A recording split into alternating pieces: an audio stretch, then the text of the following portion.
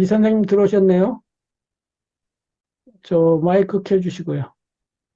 예, 예, 안녕하십니까. 예. 반갑습니다. 예, 지금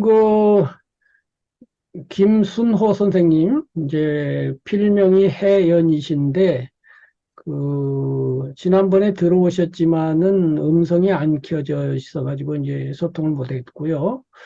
또 카톡에다가 이제 작품을 올리셔서 아마 알고는 계실 텐데, 이제 우리 저 혜연님은 자기소개는 바하님 들어오시면 하시도록 하고요.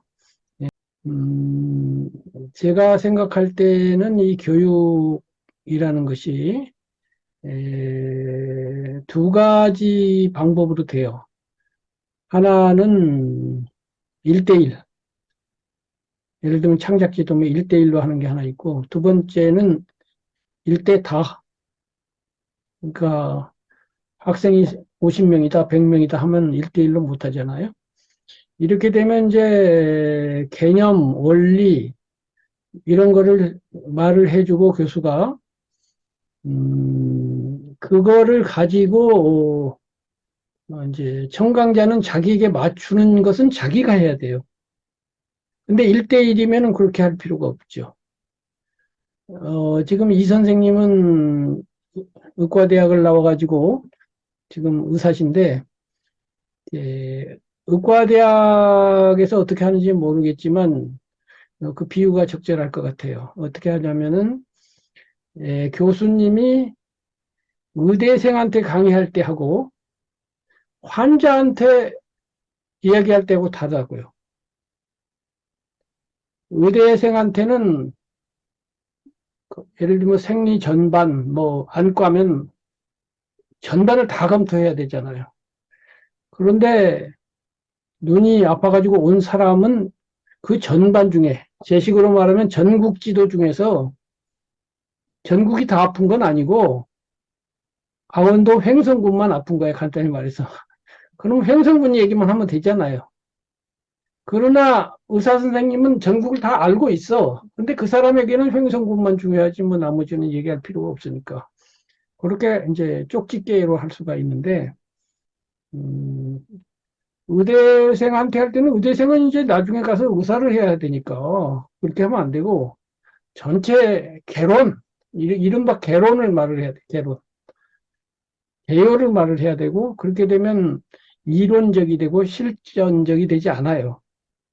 추상적인 얘기를 많이 하게 돼요. 그와 같은 경우가 있는데 이 창작이라고 하는 것은요. 그래서 이제 저 같은 경우도 두 가지로 하기는 해요. 예를 들면 뭐 명시를 오늘 감상하려고 올리세요. 이런 거는 개론에 가까운 일반론이고, 그러나 이제 써놓은 작품을 갖고 하는 거는 이제 횡성군 이야기가 되는 거예요. 요게 진짜 중요합니다. 근데 이것만 갖고는 안 돼요. 왜냐하면 시를 쓰다 보면 횡성군 얘기만 쓰지 않고 저 경주 얘기도 써야 되고 진도 얘기도 써야 되기 때문에 그렇긴 한데 두 가지가 이제 다 필요해요. 강의는. 그래서 다른 창작 지도하는 데서는 어떻게 하는지 몰라도 우리가 수가 적은 것이 수강자한테는 엄청 좋은 거예요. 거의 뭐 개인 지도니까.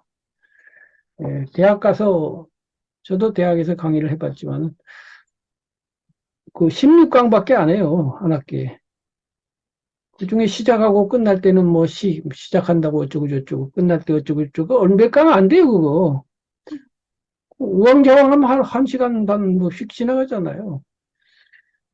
그러면 그렇게 4년 공부한다고 해서 그렇게 많이 공부할 것 같지만 자기가 하기 나름이지 그렇게 공부 못할 수도 있어요. 요령 있는 사람은 또 훨씬 잘할 수도 있겠죠. 그래서 제가 지금 하는 방식과 저와 같이 하는 이 시간이 창작 공부하는 데는 제가 보기에는 상당히 요긴하고 다른 데서 이렇게 하는 경우가 쉽지 않을 거예요, 아마. 에, 어쨌든 저는 그렇게 그, 내 스스로, 내 스스로 괜찮다. 이렇게 생각을 하고 있고, 지금 3개월간 이 선생님하고 바하님이 하셨는데, 바하님은 이제 3개월 이전에도 한 4회인가 더 했어요. 그 초기에는 거의 뭐 매회마다 이렇게 진보가 눈에 보이더라고요. 예, 그리고 매회까지는 아니지만 어쨌든 3개월 전과 3개월 후를 지금 비교해 보면 제가 보기에는 상당히 많은 변화가 있었던 걸 뭐 저는 느끼고 아마 이 선생님도 뭐 느끼시리라고 생각이 돼요. 이러한 지금 교육법 그리고 이제 교육법을 제가 반복해서 다시 한번 말씀드리는데 기본 제 교육법은 뭐냐면은 에, 입력된 대로 나온다예요. 이 사람 마음 가지고 이제 하는데 지난번에 그 강의한 거를 영상에 정리하면서 다시 이제 정리해 갖고 다시 올렸는데 거기에다가 제가 도표를 하나 올렸어요. 그러니까 강의할 때는 없었던 도표인데 이제 영상 만들면서 도표를 하나 그렸는데 거기에 보면은 이제 시를 써서 발표하는 건데 쓰는 단계하고 발표하는 단계를 구별해 가지고 평가가 두 군데서 이루어진다. 발표해 갖고 지면에 실리고 또는 남에게 읽혀주고 해 갖고 남이 평가하는 그걸 저는 광장이라고 그래요. 광장. 여럿이 모인 광장에 가서 남한테 평가를 받는 게 하나 있고요. 두 번째는 내가 나를 평가하는 안방이라고 그랬잖아. 안방. 나 혼자 있는 공간에서 평가라기보다 이제 자기 만족도 될 수 있고요. 그것도 평가라고 평가니까 쓰는 동안의 그 기쁨 이런 거 있잖아요. 창작 과정에서 이 두 가지로 이제 나눌 수가 있는데 밖에서 받는 평가는 2차적이다. 덜 중요하다.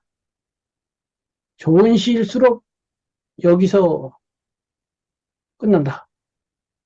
그게 이제 피천득 선생님이 수필에서 말씀하신 어, 누에의 입에서 액이 나오듯이 액이 속에 다 차면 저절로 흘러 넘치듯이 이거는 광장 얘기가 아니거든요. 내 속에 좋은 시정신이 있어서 그냥 흘러 넘친 거야. 그 자체가 행복해. 지난번에 이제 바하님이 그런 말씀하셨는데 처음에는 이제 발표해가지고 남에게도 보여주고 이렇게 했는데 이제 보니까 쓰는 과정 자체가 좋은 거네. 이런 거잖아요. 이건 굉장한 그 발견이고 굉장한 요점이에요. 그래서 이제 두 가지가 있는데 그렇다 하더라도 광장에서 평가를 잘 받아야죠. 그러나 이제 원리적으로 말하면 이것이 먼저라는 것이고 그러면 그 창작하는 것이 제가 지난번에 한 걸 도표를 어떻게 그렸냐면 동그라미를 하나 그리고 이게 시인이에요. 이제 동심원을 두 개를 그려서 이제 같은 중심을 가지고 이제 세 개로 했는데 그 제일 핵심은 어, 시심. 네, 두 번째 동심원은 시상. 세 번째가 이제 창작 이렇게 적었단 말이에요. 그래서 시심이라고 하는 제일 핵심, 시를 쓰고 싶은 그 마음, 그 시심이 옹달샘으로 치면 그 새암이란 말이죠. 물이 나오는 그 새암이에요. 그 새암이 깊고 좋아야 물이 잘 나오겠죠. 샘이 깊은 물, 훈민정음 창제 서문에도 있는 그런 건데요. 그래서 제일 공부를 잘하는 그 문학인은 시심 공부를 하는 거죠. 시심 공부가 최상급 공부고 시상 공부는 이제 중급 공부예요. 근데 강의에서는 뭐 이런 비유를 쓰세요. 뭐 기법을 쓰세요. 뭐 이렇게 기법 얘기하는 거는 이거는 이제 시상도 아니고 세 번째 창작 단계고요. 시상은 이제 아이디어죠, 아이디어. 어떤 시를 쓰겠다고 하는 아이디어가 반짝 떠오를 때 그 시상이 얼마나 좋으냐가 있는데 그 시상은 아들이에요. 어머니가 뭐냐면 시심이라니까. 그 시심이 어머니가 아주 훌륭하면 아들이 반짝반짝 좋은 아들이 자꾸 나겠죠. 그걸 가지고 이제 기교적으로 잘 다듬으면 이제 창작이 되는 순서인데, 음, 이제 이 관점에서 생각해 보면은 창작 기술, 이거는 덜 중요해요. 근데 공부할 때 보면 이것은 구체적이고 바로 와닿기 때문에, 이거 공부하면 공부한 것 같긴 해요. 근데 이거 1년 해도 기술 많이 알았어. 근데 막상 창작은 잘 안 돼. 이렇게 될 수가 있거든요. 학교에서 시 공부 많이 하잖아요. 일단 고등학교 나오면 시 공부 하잖아요. 그럼 모두 시 잘 쓰나요? 아니잖아요. 그 기교는 좀 알아. 뭐 비유도 알고 뭐도 알고 그거 알면 어쩌라고. 그래서 이제 시상인데 시상이 떠오르도록 되어야 된단 말이에요. 그럼 시상의 어머니가 누구라고 그랬어요? 시심이라고 그랬잖아요. 어머니가 잘해야 되는 거예요, 어머니가. 그럼 어떻게 하면 또 시심을 기를 거냐, 이거 문제가 되죠. 그래서 이게 이제 제가 창작 지도하는 방식과 관련된다, 이 말이죠. 그게 뭐냐면, 저는 이제 여러분보다는 일찍 문학에 발 딛고 문학 동네에서 평생을 살았고, 여러분보다는 그래도 더 많은 문학 작품을 보았고, 그렇게 했으니까, 에, 제가 이제 그래도 시심이 더 많다고 봐야 되겠죠. 그런 관점에서 1시간이고, 1시간 반이고, 이렇게 함께 하는 동안에 명작도 감상하고, 제 얘기도 듣고, 이렇게 하는 동안에 1차적으로는 김정빈이란 사람이 가지고 있는 시심이 입력된 대로 나온다고 할 때 여러분에게 입력이 된다는 거예요. 그게 계속 입력이 되고 되면 그게 누에의 액이 된다 이거지, 액이. 그러면 어느 날 시상도 나오고 창작도 나온다. 이 말이에요. 내 원리는 그거다 이거야. 그런데 임정빈이란 사람이 이렇게 넘겨주는, 지난번 비유로 하면 2개의 컵이 있고 한쪽에 물을 담고 실을 걸쳐 놓으면 이 물이 삼투가 돼가지고 이쪽으로 넘어오잖아요. 그렇게 되는 건데 제 것만 하는 게 아니라 이제 제가 명작을 가지고 와가지고 하니까 이번엔 이제 명작이라고 하는 그러한 것들이 또 여러분에게 입력이 되겠죠. 그렇게 해서 제 포인트는 여러분들의 새암, 시심의 새암을 쳐주는 것. 샘친다는 말 아시죠? 샘이 물이 나오면 그걸 칩니다. 이렇게 다듬고 이렇게 퍼내고 막 이렇게 하면 이제 샘이 제대로 되는 건데요. 그렇게 샘을 치는 그런 방식으로 한다 이 말이죠. 그러니까 이제 시간이 걸리죠. 시간이 걸려서 제가 보기에는 한 석 달간 한 결과, 이 선생님하고 바하님께서는 하여튼 전보다는 많이 좋아졌다고 저는 생각이 되는 그런 방식으로 할 거예요. 그래서 처음 오신 우리 저 혜연님한테도 제 지도하는 그 방식의 개념을 좀 아셨으면 좋겠어요. 여기에 대해서 뭐 물어보실 거 있나요? 궁금한 거는 노력해서 되느냐가 정말 궁금하긴 합니다. 이게 타고나는 소질도 분명히 존재할 것 같긴 합니다. 소질은 네, 예술이라는 건 기본적으로요. 네, 소질 없으면 못해요.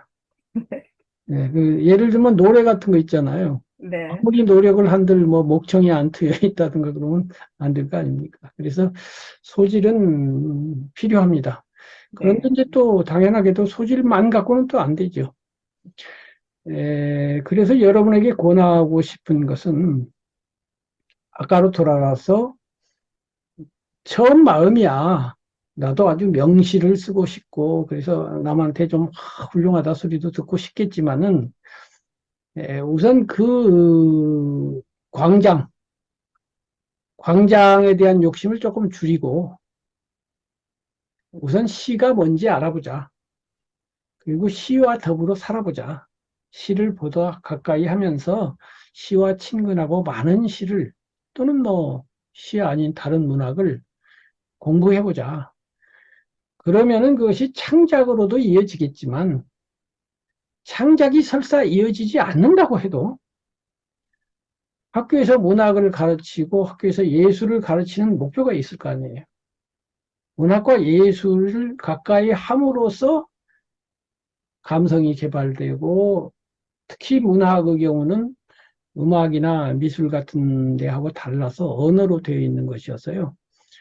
철학과 관련이 되고, 그래서 사물, 인생을 바라보는 시야가 넓어지거나 깊어지거나 다양성이 생기면서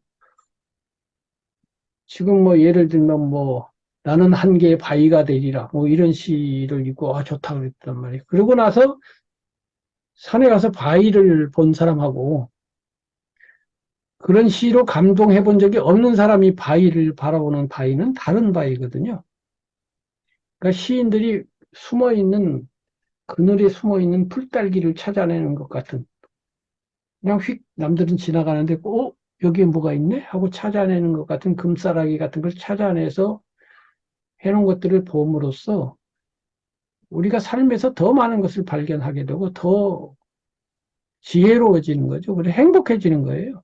그래서 그것이 많이 되면 그게 쌓이면 이제 시로 나오는 거예요. 처음부터 나오려고 하면 안 되겠죠. 그건 욕심이겠죠. 그래서 그런 생각이 들고요. 우선 김순호 선생님, 혜연 선생님 오셨는데 두 분에게 자기소개를 좀 해주세요.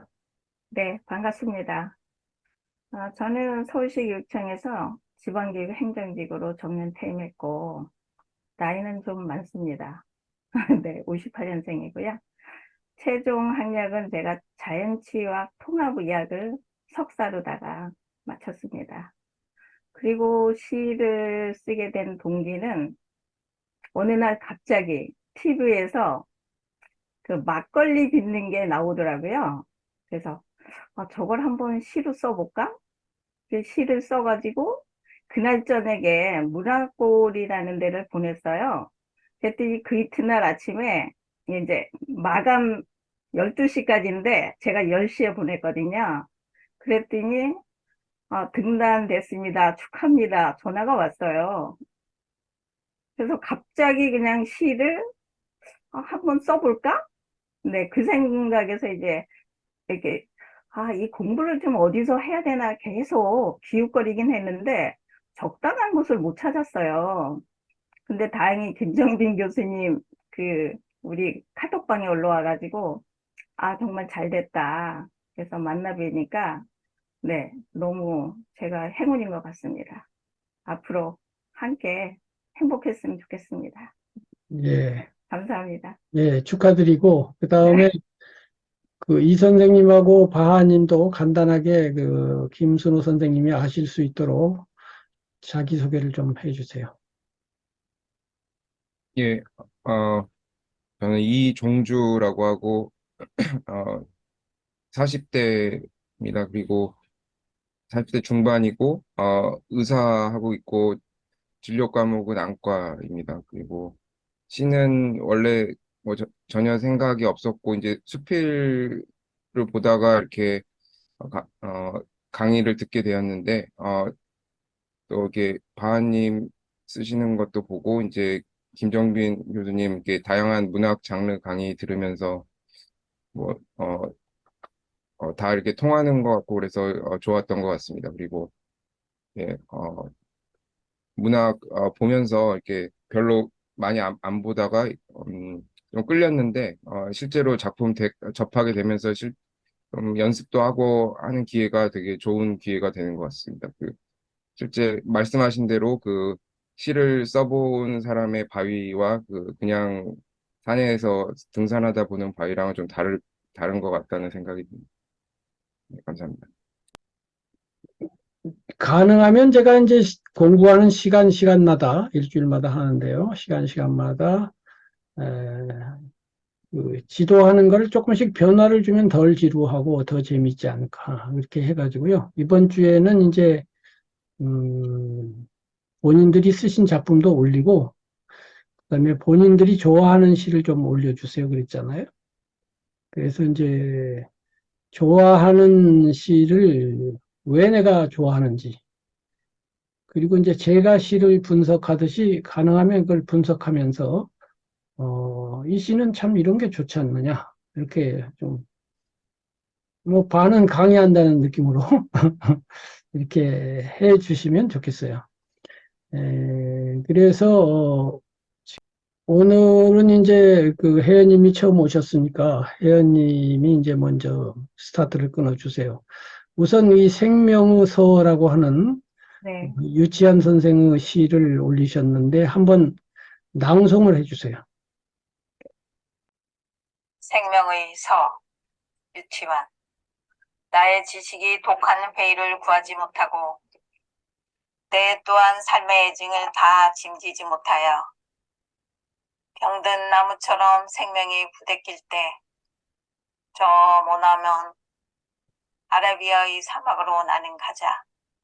거기는 한 번 뜬 백일이 불사신같이 장렬하고 일체가 모래 속에 사멸한 영겁의 허적에 오직 알라의 신만이 밤마다 고민하고 방황하는 열사의 끝, 그 열렬한 고독 가운데 옷자락을 나부끼고 홀로 서면 운명처럼 반드시 나와 대면케 될지니 하여 나란 나의 생명이란 그 원시의 본연한 자태를 다시 배우지 못하거든.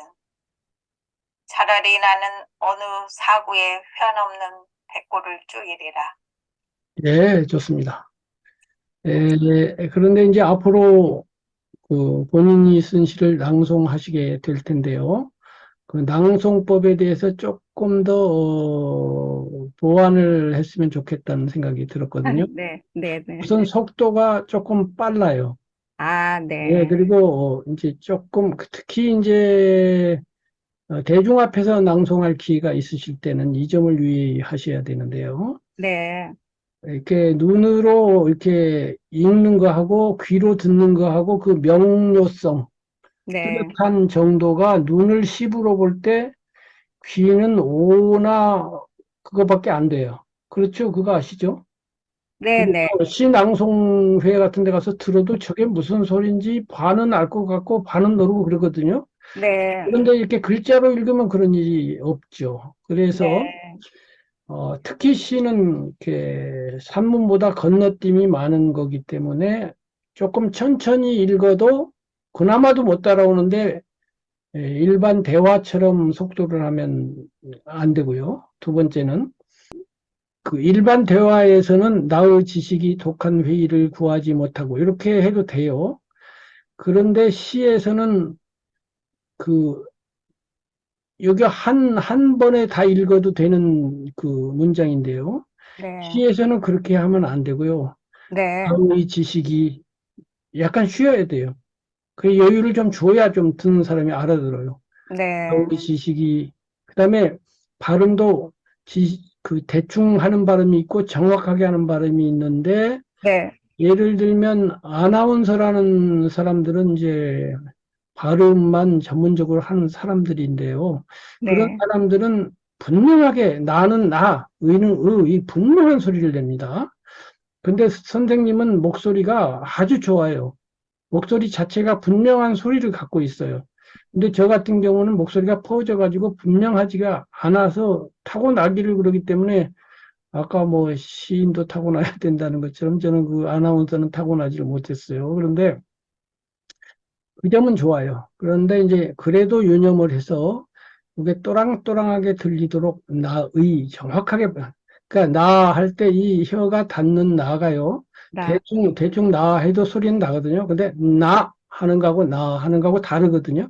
네, 지식이 딱 이렇게 똑똑 끊어지는 느낌을 나의, 줘요. 그런데 이제 물론 시가 부드러운 시인데 또 그렇게 하면 안 되겠죠. 그래서 그 시 내용에 따라 또 다른 게 있어요. 근데 이 유치원 선생의 시, 특히 이런 시들은 막 의지가 충만하고 백일이, 뭐 이거 지금 내가 한문으로 쓴 거를 지워서 그런데 흰백자, 날일자, 아주 뜨거운 해를 말하고 불사신, 막 그다음에 뭐 고민하고 방황하고 열사, 그다음에 운명, 원시, 막 그다음에 사구, 막 이런 말들이 나오잖아요. 그게 좀 힘 있는 시기 때문에 이런 경우는 좀 힘을 줘야 돼요.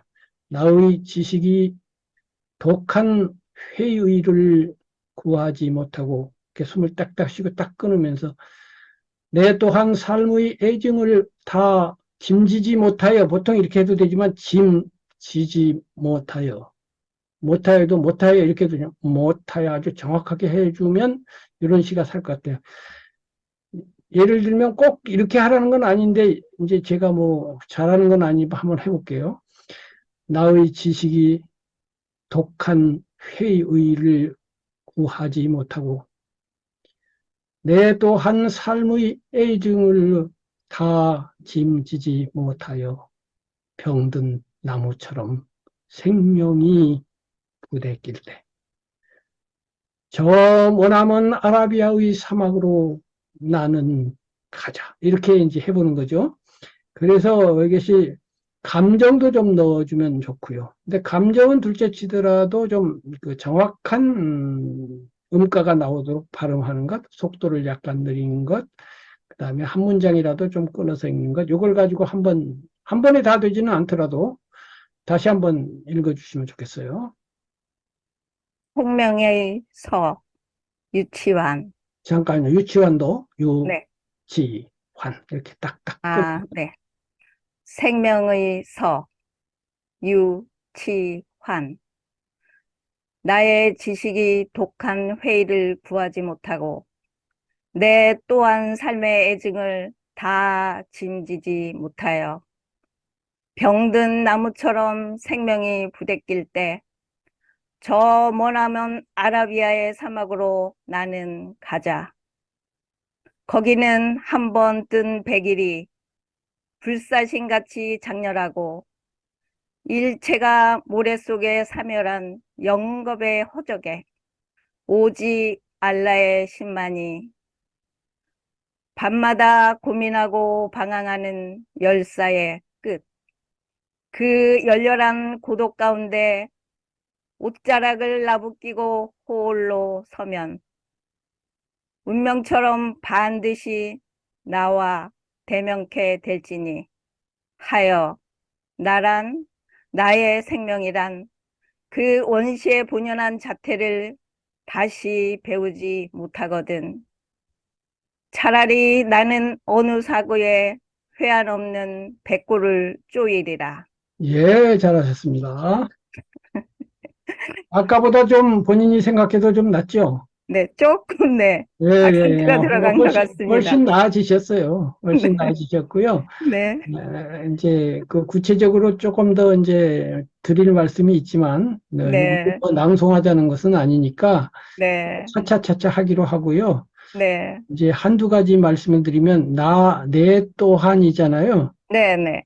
근데 대부분의 이거는 아나운서들도 유념을 안 하는 경우를 저는 많이 봐요. 저는 아나운서까지도 지금 허물 잡습니다. 네, 또한인데 우리가 대화할 때는 네, 또한 한이 아니라 안이라고 발음을 많이 합니다. 아, 네, 나 또한 또한, 그렇게 해도 다 통해요.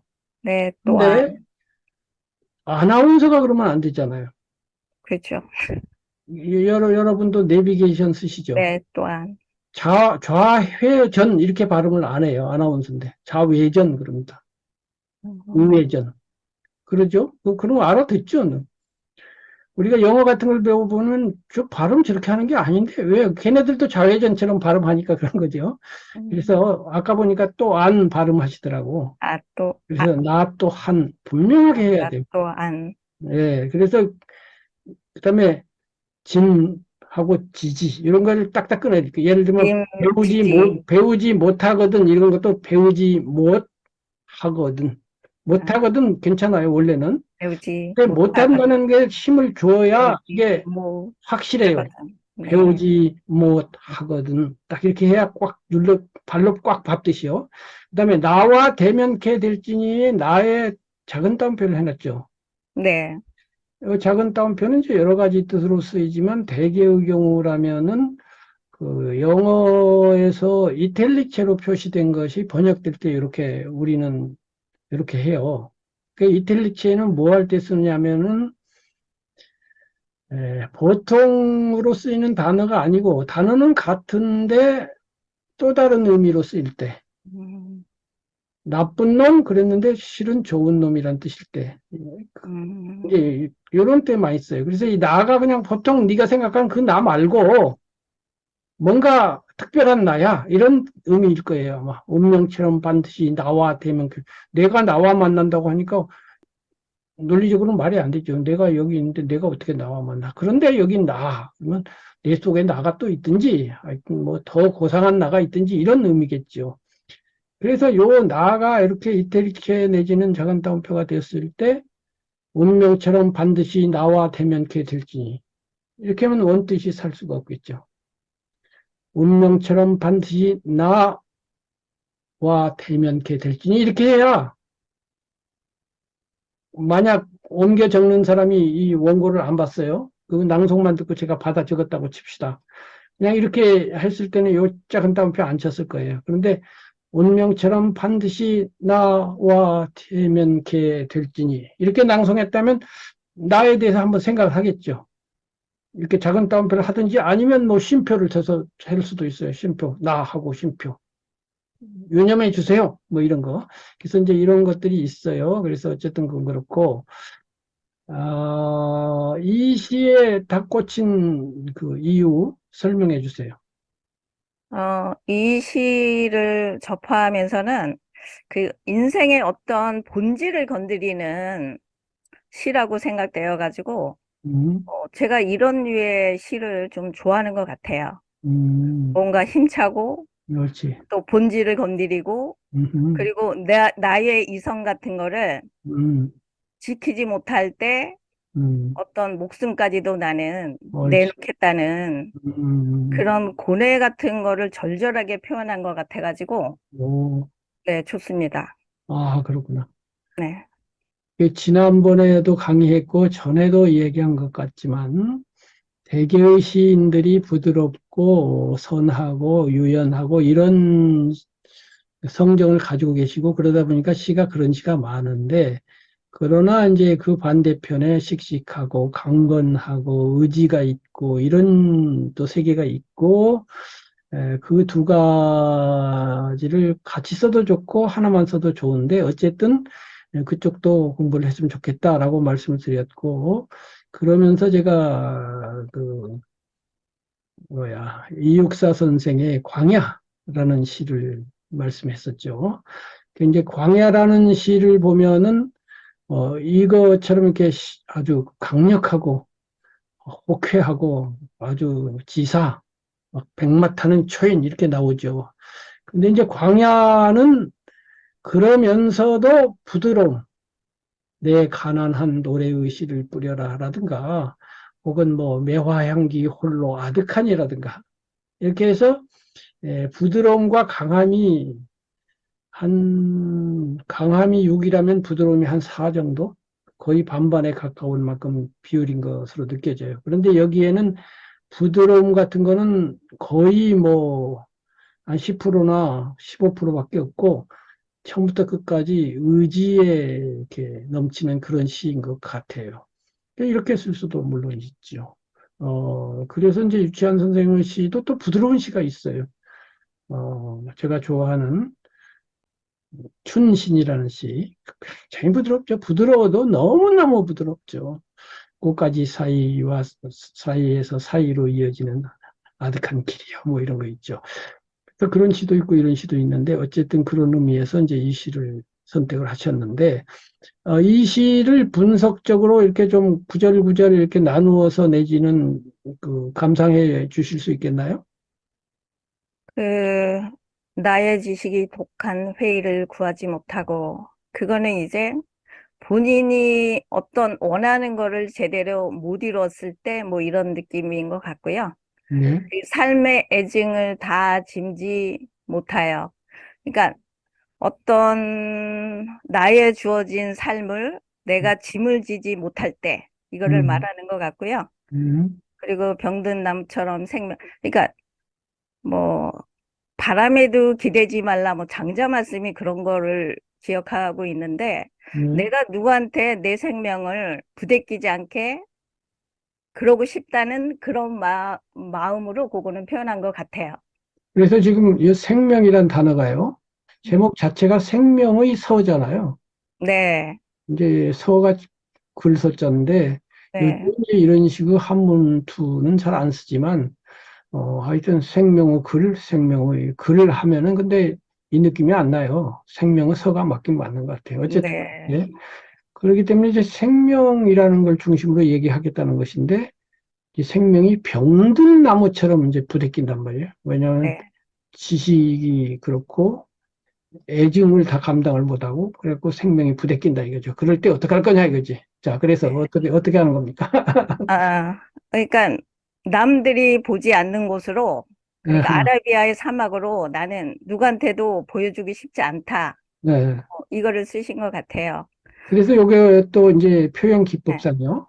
네, 요거 참 재미있어요. 저 머나먼 아라비아의 사막으로 나는 가자. 그 어순이 좀 특별하잖아요. 나는 가자. 나는 네. 가자가 특별하지 않습니까? 그러니까, 나는 가겠다도 아니고, 그죠? 나는 가겠다는 뜻이죠, 뜻은. 그죠? 근데 나는 가자. 그 나는, 어떤 나는 확신 같은 거. 확신보다도 이 네, 표현법이 네. 아, 나는 한 번도 가자. 어느 시에서도 본 적이 없는 표현법이에요. 네, 나는 가겠다도 아니고, 요런 거를 발견하고, 이것이 창이죠. 제가 창이란 말을 계속 강조하거든요. 창은 이미 있는 것을 또 만드는 것은 지을제, 지을작, 지을조. 없는 걸 새로 만드는 건 창. 그래서 창작. 그래서 없는 걸 새로 만드는데 아이디어, 시상이 없는데 새로 만들어도 되고, 이렇게 쓰는 기법. 나는 가자. 이것도 창이에요. 아무도 이렇게 말한 적이 없으니까. 그래서 이제 요것도 유념할 바라고 봐요. 그래서 생명이 부대꼈는데, 부대끼면은 대개 어디로 갑니까? 시로 가죠, 시로. 그래서 숲속으로 휴식. 간다든가, 뭐, 음, 물이 흐르는 데 가서 물을 쳐다본다든가, 흰 구름을 쳐다본다든가, 이렇게 하는데, 오히려, 그러므로 나는 도리어 도전한다, 이런 거죠. 그래서 당신이 압박을 한다? 그러면 나는 주저앉는, 그러므로 나는 일어선다. 뭐 이런 거죠. 거꾸로. 그러니까, 어, 영어로. 그러나, 이렇게 반전하는. 요게 이제 유치원 선생의 그 생명에 대한 기본이 이렇게 힘들 때 주저앉는 게 아니라 오히려 나는 도전하고 부딪히겠다. 뭐 이렇게 돼서 심지어는 머나먼 아라비아로 가서 백일이 뜨거운 태가 불사시같이 자결을 하고 일체가 모래 속에서 다 죽어가고 그리고 영겁 뭐 어마어마한 시간 허적 이게 이제 비로자의 고요할적인데 그리고 막 방황 열사 막 이렇게 고독 가운데 막 치열한 말들이 나오네요. 자, 계속해서 감상해 주세요. 네, 거기서 한번 뜬 백일이 불사신 같이, 그러니까 태양도 장렬하고 어렵고 음, 불사신 뭐 이런 거는 음, 어떤, 어떤 나만의 세계? 뭐 그런 거에 도전하는 뭐 음, 그런 걸로 이해가 되고요. 음, 그 영겁이라는 것은 뭐 영원한 세월, 욕심 없는 알라의 신만이 있고 그런 데 가서 내가 고뇌할, 고뇌하겠다. 뭐 이렇게 이해가 일단 되고요. 밤마다 고민하고 방황하는 열쇠, 그 열렬한 고독 가운데 옷자락을 그러니까 그 광야 같은 모래바람 날리는 데 가서 홀로 서면, 그냥 음, 홀로 서면, 음, 옷자락이 나부끼고 홀로 서면 내 혼자 운명처럼 반드시 나와 대면케 될 테니 나를 들여다볼 수 있고 나를 만날 수 있다. 음, 뭐 이렇게 생각이 되고요. 음, 나의 생명이란 내가 생명과 어떤 도전하는 음, 거기에 적응하고 음, 그 원시의 본연한 자태를 다시 배우지 못하거든. 거기서 내가 적응하지 못하고 거기서 깨달지 못하면 음, 어떤 사고에 회한 없는 백골을 쪼이리라. 그 모래밭에서 차라리 죽어서 그러니까 내가 죽는다면 음, 어떤 그 먹기 위해서 뭐 음, 새라든가 기어이 내놓겠다. 뭐 이렇게 이해하고 있습니다. 그래요. 아주 훌륭한 감상이었고요. 자, 그러면 여기까지 이 생명서에 대해서 감상을 하셨는데 바하님 들어오셨어요? 그 바하님 우선 그 새로 우리 저 김순호 회원님 오셨는데 자기소개 좀 부탁해요. 예, 예, 안녕하세요. 안녕하세요. 예, 예. 저는 지금 이제 학교에서 학생들을 그 국어 가르치고 있고요. 어, 어렸을 때부터 시를 좋아해서, 이렇게 시를 조금씩 써보긴 했는데, 이렇게 김정빈 교수님을, 우연히 이제 그 모임에서 만나 뵙고 그런 또 문학 창작 도시를 여신다 하셔서 지금 7월부터인가요? 저는 신청해서 교수님께 이제 시 창작에 대해서 배우고 있고요. 지금 제가 조금 시를 써서 그 올린 것을 이제 김정일 교수님께서 좀 많이 좀 고쳐주셔서 또 방향을 잡아주셔서 지금 계속 그 시가 좋은 그 시가 좀 나오고 있는 것 같고요. 그리고 이제 시에 대해서 기법뿐만 아니라 어떤 뭐 좀 철학? 예, 그 또 삶의 지혜라든지 이런 것들도 이렇게 같이 가르쳐 주시니까 굉장히 많은 도움이 되는 것 같습니다. 예, 반갑습니다. 예. 반갑습니다. 김순호 선생님도 자기소개를 하셨는데 이제 중복이 되니까 그 나중에 그 영상에 나오니까 영상 보시고 그런 분이구나 알아주시면 되겠어요. 네. 그 다음에 이제 이번에는 그 우리 혜연 시인님이 쓴 사과라고 하는 창작시가 있는데 자 멋들어지게 한번 낭송을 해봐 주세요. 알겠습니다. 사과, 해연. 밝고진 하늘이 쉬어간 자리, 붉게 기억되어져 있다. 바람은 나뭇가지로 음표 하나 그려놓고 초록 건반을 두드리니 일렁이는 몸짓이 애처롭다. 아버지는 무늬가 새겨진 살갗을 어루만지며 욱신거리는 한숨 소리에 아문다. 햇살과 달빛, 별들의 향기는 사과 속에 달달하게 기록되어 가슴을 활짝 열어제친 파란 가을 하늘에 안긴다. 아주 빨갛게. 자 요즘 사과의철인데요. 네.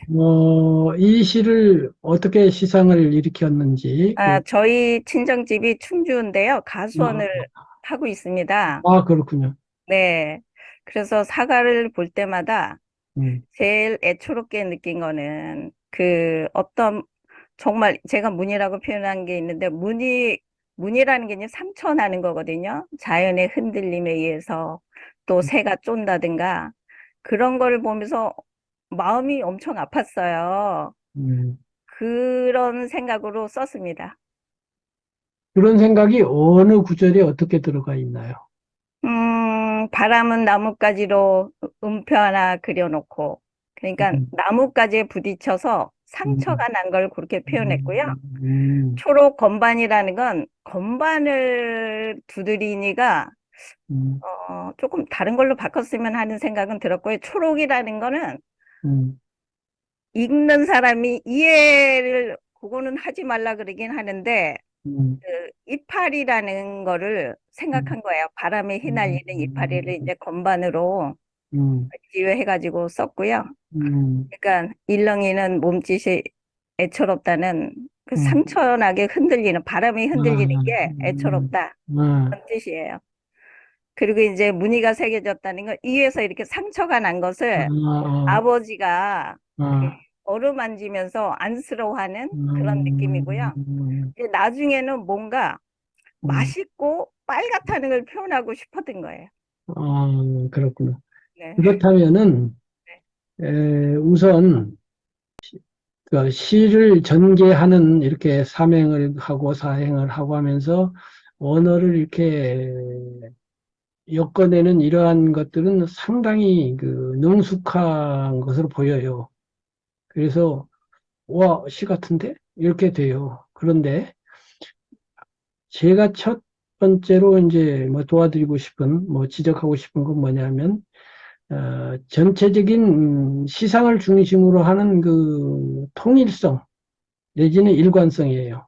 네, 우선 이제 시가 아까 뭐 남에게 읽히는 건 두 번째라고는 했지만은 결과적으로는 남에게 읽혀야 되니까. 네, 그러면 이제 지금 이 시에서는 네, 그 혜연님이 생각했던 그것들을 독자는 이것만 갖고는 모를 것 같아요. 네, 그러니까 바람은 나뭇가지로 음표 하나 그려놓고가 바람이 불고 나뭇가지가 부딪히다 보니까 사과가 상처가 났다. 네, 또 아버지는 무늬가 새겨진 살고 욱신거리는 한숨. 이것이 그래서 아버지가 좀 그 이제 말하자면 생산성이 마음이 아프다. 저하돼 마음이 아프다 그런 네, 뜻이라는 걸 전혀 지금 짐작할 수가 없어요. 그 그거를 욱신거리는, 그거를 네, 어느 정도 짐작할 수 있게 해줘야 네. 결국은 이 시상이 연결된다는데 그것이 없이 그냥 하니까 도대체 뭘 말하려고 했지? 이렇게 되는 것 같거든요. 제 말을 듣고 어떻게 생각하세요? 그 부분은 이제 저는 그거를 표현한다고 했고, 음. 네, 제가 썼으니까 저는 이해가 되고, 그렇지. 근데 네, 아니 제3자 입장에서 이해가 될 것 같아. 제3자 입장에는 뭐 시라는 게 그 아, 쓰는 사람 마음으로 썼고, 아, 뭐 대략 짐작은 할 수 있고, 뭐 이 정도는 아. 되는 거 같지 네. 않나, 네, 그러니까 생각합니다. 짐작이 아주 안 되는 건 아닌데 네, 이제 그 예를 들면 한 10%나 15%는 되는 것 같은데 그래도 시는 이제 고지고대로 다 말해버리면 시가 아니라 산문이 돼버리니까 건너뛰고 비약하는 건 당연히 중요해요. 그렇지만은 비약을 해도 대충 알게는 하고 비약을 해야지 너무 비약을 해버리면 모를 거란 말이에요. 그래서 이제 요거를 이제 지금 당장은 아니고 제가 이제 혜연님이 말씀하신 시상에 맞춰서 한번 그 혜연님이 사용한 이런 단어들을 많이 사용해가지고 한번 이렇게 순서라든가 이런 걸 이렇게 바꿔서 네, 한번 뭐라 그럴까 수정 내지는 네, 네, 네, 재창작 내지는 이런 걸 한번 네, 해볼게요. 네, 네, 해서 고맙습니다. 해서 이제 다음에 네, 이제 두 개를 갖다 놓고 제가 꼭 그게 답이라는 건 아니에요. 여러 번 말씀드리지만은, 네, 그 시는 시인이 쓴 거지, 제가 끼어들 자리는 아닌데, 우리는 이제 공부하는 사람이니까. 네, 그래서, 이렇게 바꿔보면 좀 정리가 되고 시상이 분명해지면서, 이제 지금 우리 시인님이 뭘 말씀하려고 한 거는 저도 대충 이제 감이 왔으니까, 네, 그렇게 해봤으면 좋겠네요. 네, 네, 예, 그리고서 고맙습니다. 이제 네, 다음 주에 이어서 한번 또 생각해 보자고요. 네. 자, 이 선생님한테 넘어가서 이 선생님이 요리창을 한번 낭송해 주세요. 유리창, 정지용. 유리에 차고 슬픈 것이 어른거린다. 열없이 붙어서서 입김을 흐리우니 길들은 양 언 날개를 파닥거린다. 지우고 보고 지우고 보아도 새까만 밤이 밀려나가고 밀려와 부딪히고 울먹은 별이 반짝 보석처럼 박힌다.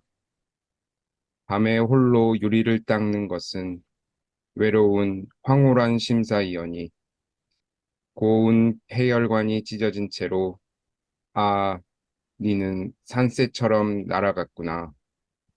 자, 이 시에 대해서 좀 어째서 이 시가 마음에 그렇게 와닿았나요?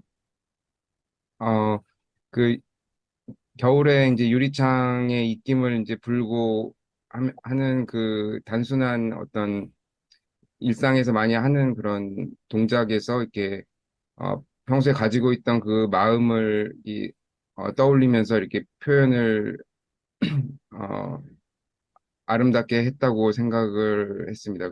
그래서 어, 새라는 게 여기 심상이 떠오르게 날개랑 이제 산새 이런 것이 나오고 또 입김이 이제 생겼다 없어졌다 하면서 이제 유리창이 가리는 거를 이제 밤이 밀려나가고 밀려와 부딪히고 그런 것으로 했고 어떤 좀 절제된 좀 뭔가 호젓한 어떤 슬픔 이런 것이 이제 물먹은 별이 반짝 보석처럼 바뀐다. 이제 그 유리에 맺히는 어떤 물방울 같은 것을 가지고 표현해서 표현이 이런 표현 같은 거를 좀 해보면 할 수 있다면 좋겠다 이렇게 생각해서 적어 보았습니다. 요 교과서에도 이게 실린 시로 알고 있는데, 예. 요거를 각 구절별로 좀 그 감상해 보실 수 있을까요? 어, 어, 유리에 차고 슬픈 것이 어른거린다. 음, 그게 이제 그 감정을 이입해서 어, 이제 입김에 맺힌 것에서 이제 어떤 뭔가를 느낀 거고 또 본 것이라고 할 수 있을 것 같습니다. 어, 찬 유리에 어떤 상을 이제 본인의 가지고 있는 어떤 과거라든가 이제 그런 기억을 토대로 해서 어떤 거를 이제 보게 된 것이고, 그 슬픈 감정을 느낀 것이고, 그것이, 음, 어떤 연약한 뭐, 어떤 그 냉엄한 현실 속의 개인일 수도 있고, 뭐, 그 당시 우리 사회일 수도 있을 것 같은데, 이제 그런 것이, 그, 이제 새가 이제 추위 속에서 언날개를 이제 파닥이면서 그렇게 힘들어하는 그런 것을 느끼는 것을 했던 것 같고요. 그리고 계속 어떤 반복되는 동작이 이제 나오는데 어떤 거기서 음, 뭔가를 계속 확인하고 또 빠져나오고 싶고 계속 그 안에서 뭐 시지프스의 돌처럼 이제 같은 어떤 반복, 그리고 지우고 보고 지우고 보아도 또 뭐 새까만 밤이 뭐 밀려나갔다 다시 오고 뭐 그런 과정을 표현을 이제 조금 어, 거꾸로 좀 하는 방식으로 좀 약간 다른 낯선 방식으로 표현을 한 것 같습니다. 그리고 거기서 이제 물먹은 별이 이제 반짝 보석처럼 바뀐다 해서 이제 여기서 뭔가 하나를 어떤 그, 전환점을 두는 것 같고, 이제 거기서 뭐, 여기가 그때 말씀하신 거죠. 혹시 전일지도 모르겠고요. 기승전결해서, 그리고, 거기서 이제 마무리가 이제 밤에 홀로 유리를 닦는 거, 이제 얘기가,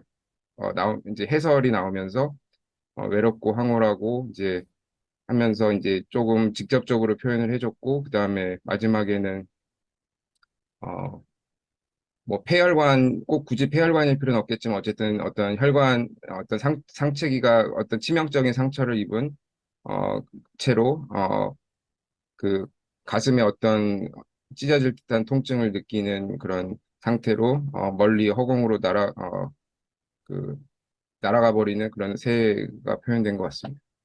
네. 아주 뭐 저는 설명할 게 없을 것 같고요.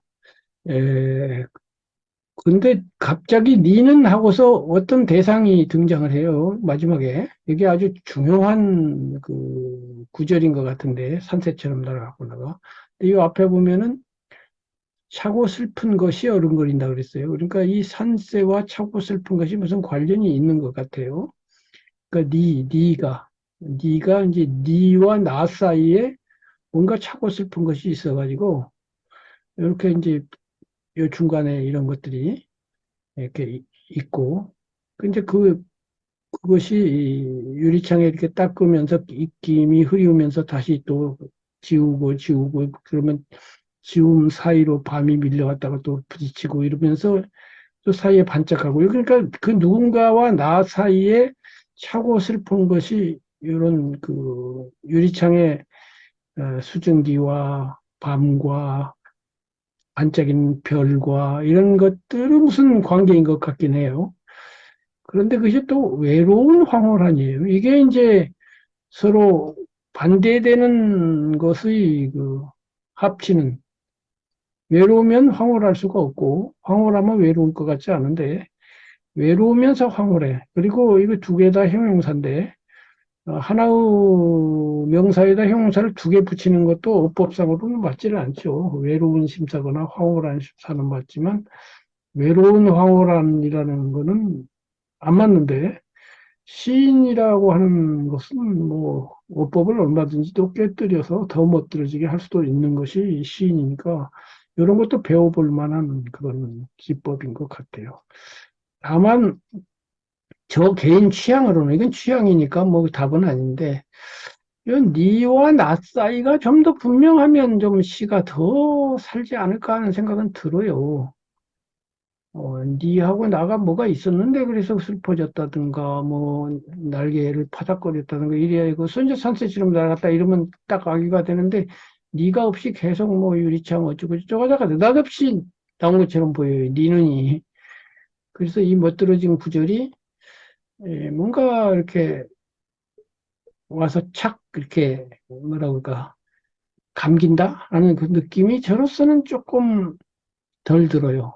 뭐 정지용 같은 우리나라 대시인을 감히 내가 이렇게 흥절코 하기는 그렇지만은 개인 취향으로는 그 니와 나 사이가 좀 더 앞에서 이렇게 뭐 한 줄이든 두 줄이 있고 그러고서 이제 이것이 그걸 베이스로 깔아놓고 유리창에서 이렇게 호호 입김도 불어보고 뭐 그러다 보니 날개도 파닥거려 보고 뭐 밀려오고 뭐 별도 반짝이고 이렇게 하면 훨씬 더 아까 지금 혜연님의 시에서도 비슷한 건데요. 혜연님의 시도 어떤 면에서는 제가 지적한 이거하고 비슷해요. 그러니까 제가 틀렸을 수도 있어요. 왜냐하면은 정지용이라는 시인이 보통 시인이 아니라 뭐 어마어마한 시인이기 때문에 이 양반이 뭐 그런 걸 모를 분이 전혀 아니죠. 그럼에도 불구하고 이렇게 썼다는 거는 제가 보아내지 못한 무슨 문학적 효과 내지는 그런 것이 있을 수가 있다라고 하는 건 전제로 하긴 합니다. 그러니까 똑같이 우리 혜연님에 대해서도 제가 무슨 말을 한다고 해서 김 선생 말이 다 정답이다 이렇게 생각하시면 안 돼요.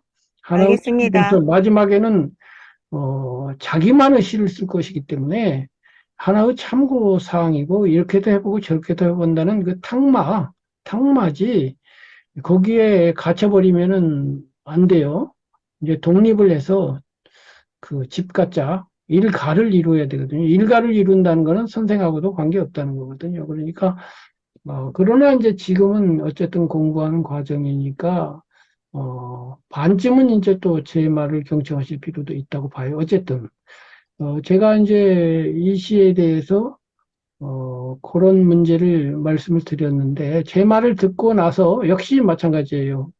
이 시를 추천하신 이 선생님 제 말에 찬성할 수도 있고 공감할 수도 있지만 그게 아닙니다라고 반박할 수도 있어요. 반박하면 더 좋겠어요. 그래야 제가 모르는 걸 배울 테니까요. 어떻게 생각하세요? 예, 말씀하신 대로 제가 지금 너는 산새처럼 날아갔구나 이 부분에서 아마 시험 문제 나올 것 같기도 하는 그런 질문이실 수 있을 것 같은데 잘 정확하게 답변을 못할 것 같습니다. 어, 저 앞에서 말씀하신 대로 이렇게 앞뒤를 이렇게 연결을 지금 작가께서 이렇게 연결시켜 놓으신 것 같은데, 음, 그게 좀 더 명확하면 좋을 것 같다는 생각이 들고, 뭐, 독자로서 좀 더 이해력이 좋아야 되는 건지 아니면 이제 말씀하신 대로 그 부분이 조금 부족한 부분이고, 글 쓸 때 조금 유념하도록 하겠습니다. 그러니까 이제 정지용 같은 대가한테는 어려워도 허용이 돼요. 그리고 우리 평범한 우리 같은 사람들은 깊은 뜻이 있으시겠지. 이렇게 봐주는 거지. 뭐 우리가 몰라서 그렇지. 저 양반은 뭐가 있을 거야. 그렇게 되는 건데 이제 거기까지 아직 못 간, 우리 이제 공부하는 그런 입장에서는 아마 그 입장에서는 제 말이 맞으리라고 생각이 돼요. 대가한테는 이렇게 써도 괜찮을 수 있으나, 아, 처음 쓰는 사람이 이렇게 처음부터 이렇게 쓰는 거는 조금 그렇지 않을까라는 생각이 들어요. 그래서 우리 혜연님의 경우도 이제 대가가 되고 나서는 이렇게 쓰시는데 지금은 아까 말한 것처럼 조금 그 사과 같은 시에서 그뭘 말을 하는 건지 읽는 사람이 좀 알도록 쓰는 게 괜찮지 않은가 하는 것이 제 의견인데, 지금 유리창이라는 시에 대한 저 의견과, 어, 그 의견을, 어, 사과라는 시에 대해서 말씀드린 거하고도 좀 비슷한 면이 있는데, 여기까지 듣고 나서 혜연님은 어떤 생각이 드십니까? 저는 이 시를 보면서 느낀 네, 거는 뭐 워낙 대가시니까 그 유리에 차고 슬픈 것이 어른거린다. 그러니까 어떤 대상이 있는 것 같아요. 내가 뭐 사랑하는 사람인지 아니면 뭐 엄마라고 생각할 수도 있을 것 같고 그 슬픈 것이 그러니까 뭔가가 슬픈 거예요, 본인은. 그 사람으로 인해서. 그러니까 마음속에 있어서 슬픈 건데 그런 것들이 떠올랐다, 안 떠올랐다. 그런데 아픈 마음으로 날아갔다 하니까 뭔가 이렇게 시원하게 그냥 보낼 수 있었다. 그냥 이렇게 끝맺으면 돼요. 아니, 그러니까 그거는 알겠는데, 제 말은 그렇게 만약 그렇다면은 니라고 부른 대상이 있잖아요. 2인칭. 네, 네. 그 2인칭이 제일 앞에서는 있는지 없는지 모르는 상태로 시작을 했잖아요. 그죠? 네, 예. 다 읽고 적어도 나면 이제, 네, 네. 차고 슬픈 것이라는 말을 가지고 짐작을 할 수는 있어요. 네, 요걸 통해서 요때 가서 이제 짐작이 되는 거예요. 네, 네, 네. 처음에는 몰라. 네. 근데 만약 직접은 아니더라도 하여튼 너 때문에 내가 자꾸 슬프다는 것을 알게 해주는 뭐 한두 구절이 있는 경우가 나을까요? 아니면 이대로 좋을까요? 음, 넣어준다면 친절한 거는 되겠죠. 독자가 친, 읽기 편안하니까. 근데 친절한 건 되면, 네, 시를 다른 거를 이렇게 그 신춘문예 작들을 보니까 너무 난해한 거예요. 그러죠. 그러니까 저도 왠지 좀 흉내를 내고 싶어졌어요. 음, 아, 이게 내가 친절하게 할 필요가 있겠나. 아까 초록 음, 같은 경우도 이제 음, 친절하기 위해서 이제 초록을 넣어줬거든요. 예, 예. 초록이라는 걸 좀 빼고 싶은 마음이 있었는데 음, 너무 뭐가 거기에 음, 상상하기가 조금 난해해가지고 아, 음, 초록이라면 아, 음, 이파리를 말할 수 있겠구나. 음, 그런 연상을 주기 위해서 이제 제가 집어넣긴 했어요. 음, 근데 실제는 빼고 싶었는데 음, 그런 생각에서 넣었고요. 그러니까 여기서도 저는 뭐 아직까지 시에 대해서 제가 모르니까 끝에 가서 니는 산새처럼 날아갔구나. 아, 뭔가 나한테 얽매여 있는 누군가가 있는데 음, 그 사람이 이 폐혈관이 찢어진 채로 그러니까 아픔을 남겼지만 음, 그냥 산새처럼 날아갔구나 하니까 뭔가 시원한 느낌? 음, 네, 알겠습니다. 그래서 아까 지금 현대시로 올수록 난해성이 점점 많아지면서 지지난 몇 시간 전에, 몇 회 전에, 에, 난해한 시를 놓고 한번, 난해도 너무 난해해가지고 감당이 안 되는 시를 본 적도 있잖아요. 그래서 우리는 이제 초심자니까 그런 시가 있다는 정도만 해두고 우선 출발할 때는 좀 알아듣는 시를 해봅시다. 이렇게 됐었거든요. 네. 어쨌든 그렇고요. 바하님은 아마 이거 교과서에 실려 있나요? 바하님이 가르치는 학교에서도? 전에 이거 교과서에 있었던 것 같은데. 바하님 안 계세요? 음, 예, 교과서에서 저도 배웠던 것 같습니다. 예, 있었죠.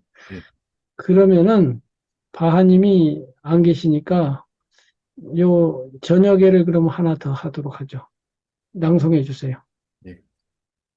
저녁에 김광섭. 저렇게 많은 중에서 별 하나가 나를 내려다본다.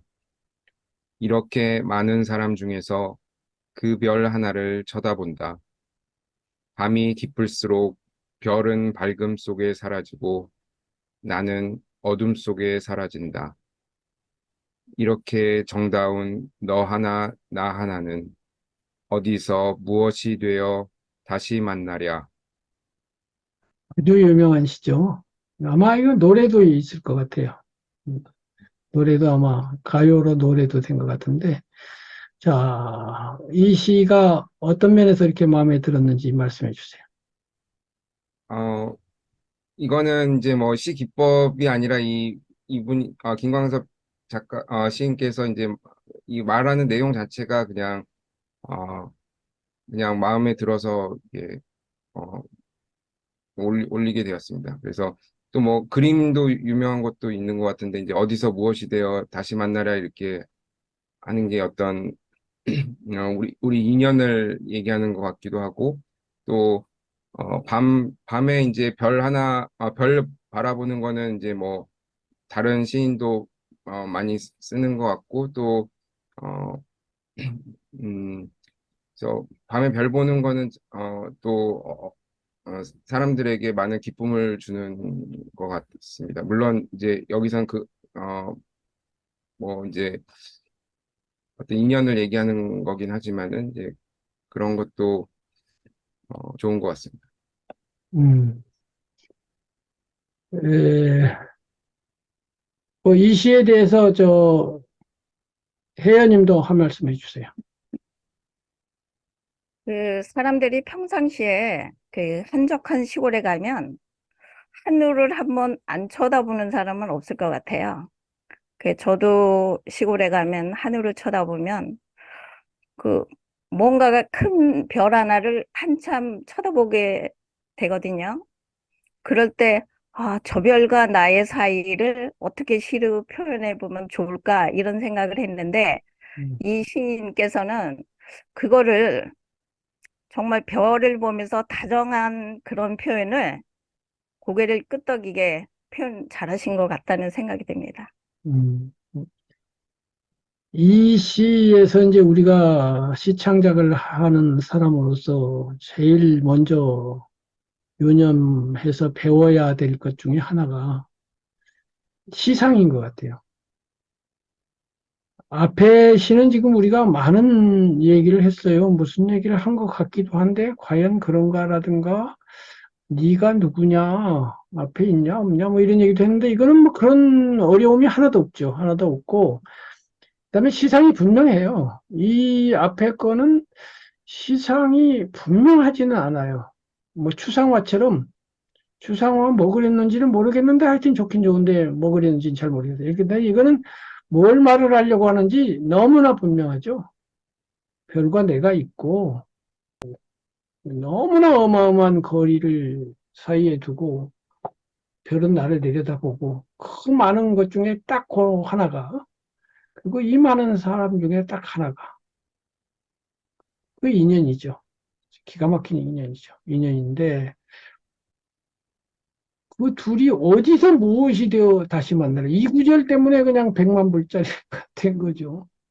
아마 여기까지만 있었으면 요 두 연까지만 있었으면은 뭐 그렇게까지 뭐 명시 대표 명시까지는 안 됐을지도 몰라요. 근데 어디서 무엇이 되어 다시 만나요. 이 구절이 너무나 탁월하기 때문에 그래서 이제 김한기 화백이 이것을 제목으로 해가지고 유명한 점으로 되어 있는 점이 뭐 10만 개인가를 찍어가지고 그린 유명한 그림이 나왔죠. 어디서 무엇이 되어 다시 만나랴. 어디서 무엇이. 이 어디서라고 하는 이 어디서가 별과 나가 이제 물리학적으로 보면 최소한도 뭐 몇 광년에서부터 몇 백억 광년까지 될 수도 있는데, 그러니까 공간적으로는 그렇고, 이 어마어마한 공간이니까 시간적으로도 아마 뭐 앞에 나온 영겁, 억겁 뭐 이렇게 될 거예요. 그러니까 그거는 아마도 꼭 뭐 불교를 믿고 힌두교를 믿고 그거 아니더라도 다음 생이 있고 다음 생이 있고 수백 생 후가 있고 수만 생 후가 있을 수도 있어서 까마득한 어느 다른 공간에서 역시 까마득한 세월이 지나서 이렇게 또 둘이 지금은 멀리서 바라보고는 있는데 만난다 이거죠. 만난다는 것도 아니고 만나랴 만날 것인지 안 만날 것인지는 정해놓지도 않고 만나랴 아마 만나겠지. 만나면 좋은데 여러 가지 우리 한국어는 이 어미가 참 묘를 많이 부리잖아요. 그래서 시인이 되려면 이 어미를 잘 쓸 줄 알아야 되는데 이 만나랴도 그래요. 이렇게 정다운 너 하나 나 하나는 먼 훗날 까마득한 먼 공간에서 다시 만나자. 이렇게 했던 거 하고 너는 다시 만날 수 있을까? 이렇게 한 거하고 딱 정해놓지도 않고 어디서 무엇이 되어 다시 만나랴. 이렇게 해서 딱 끝내버리니까 이 여운이 어마어마한 여운이 이렇게 생기는 것 같아요. 그래서 정으로 돌아가서 이 시가 뭘 말을 하려고 하는지가 분명한 시상, 시적 아이디어가 분명하다. 별과 나, 그 둘 사이의 연분, 그 연분이 시간과 공간을 훨씬 넘어서는 그 무엇으로서 맺어져 있고 앞으로 또 맺어지고 이런 것들에 대한 아이디어. 지금 혜연님이 말씀하신 것처럼 시골 가서 시골 가야 별이 잘 보이죠. 전등이 있으면 잘 안 보이니까 전등이 없는 데 가면 이제 별이 잘 보이는 것이고 그렇게 되면 더 별을 바라보게 되는데 그걸 어떻게 한번 시를 써볼까 할 때 이제 그 아이디어가 나와야 되는 거예요. 시적 아이디어, 시상이. 그 반짝하고 그게 이제 떠올라야죠. 영감이 떠올라야죠. 아하, 그 시를 나와 이렇게 해가지고 어디서 무엇이 되어 다시 만나랴 이런 시상이 떠올라야 되는데 물론 요거 아니는 다른 시상일 수도 있겠죠. 뭐 별 여러 가지 뭐 별에 대한 많은 뭐 작품들이 많잖아요. 그거는 이제 시는 아니지만 알퐁스 도데의 유명한 별이라는 단편 소설 있지 않습니까? 그래서 그 양치기 목동이 마음에 두고 있는 이쁜 소녀를 만나가지고 별 밑에서 전설을 이야기하고 하다가 자기 무릎을 베고 잠이 든 그런 이야기. 그런 것도 있는데, 그거는 이제, 역시 그것도 그 알퐁스 도데라는 작가가 별을 보다가 얻은 아이디어예요. 그 아이디어가 스토리 아이디어이기 때문에 소설이 된 것이고, 이거는 시 아이디어니까 시가 된 거죠. 그러나 시상이든 스토리상이든 간에 상을 얻은 건 똑같단 말이에요.